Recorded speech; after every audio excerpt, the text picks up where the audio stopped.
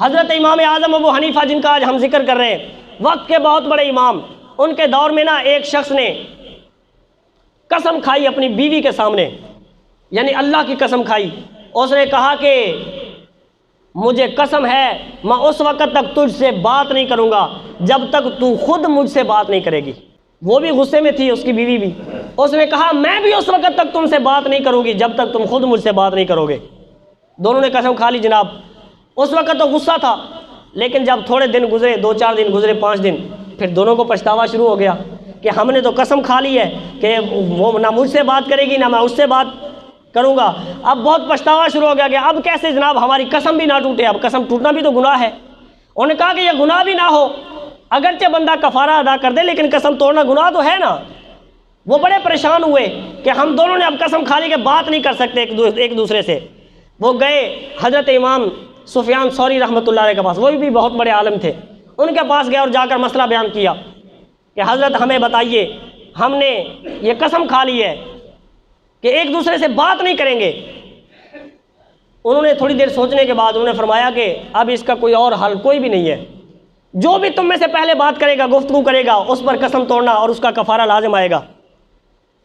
वो बंदा बड़ा परेशान हुआ कि यार अब तो कसम तोड़नी पड़ेगी, लेकिन किसी ने उससे कहा कि तुम ऐसा करो, इमाम आज़म अबू हनीफ़ा के पास चले जाओ, उनसे जाकर मसला पूछो।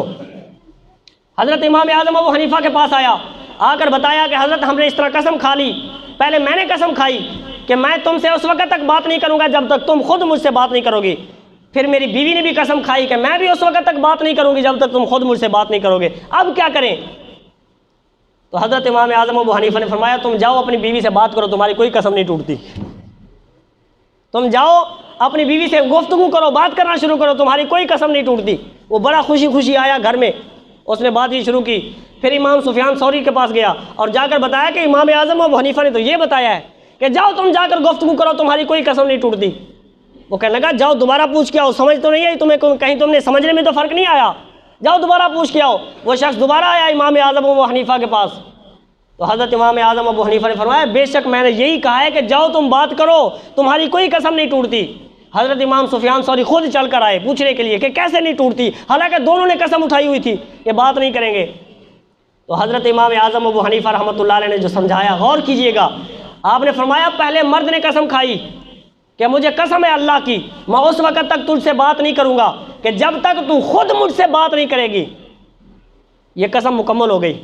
उसके बाद उस औरत ने कहा कि मैं भी उस वक़्त तक तुमसे बात नहीं करूँगी जब तक तुम खुद मुझसे बात नहीं करोगे। हज़रत इमाम आज़म अबू हनीफ़ा ने फरमाया औरत ने यह जुमला किससे कहा था? औरत ने यह जुमला किससे कहा था? हज़रत सुफियान सौरी कहने लगे हज़रत उसने अपने शौहर से कहा था। उसने कहा उसने पहले ही तो उसने बात कर ली, कसम तो फ़ौरन ही पूरी हो गई ना। उसने जब पहले कह दिया था कि मैं तुमसे उस वक़्त तक बात नहीं करूँगी जब तक तुम खुद मुझसे बात नहीं करोगे, ये औरत ने अपने शौहर से ही कहा था ना। तो फिर अब अगर शौहर बात करेगा तो उसकी कसम नहीं टूटेगी, क्योंकि उसकी बीवी ने तो पहले बात कर ली है, लिहाजा उसकी कसम नहीं टूट सकती। आप अंदाज़ा कीजिए कि आपकी जहानत किस कदर थी, किस कदर आप जहानत के मालिक थे।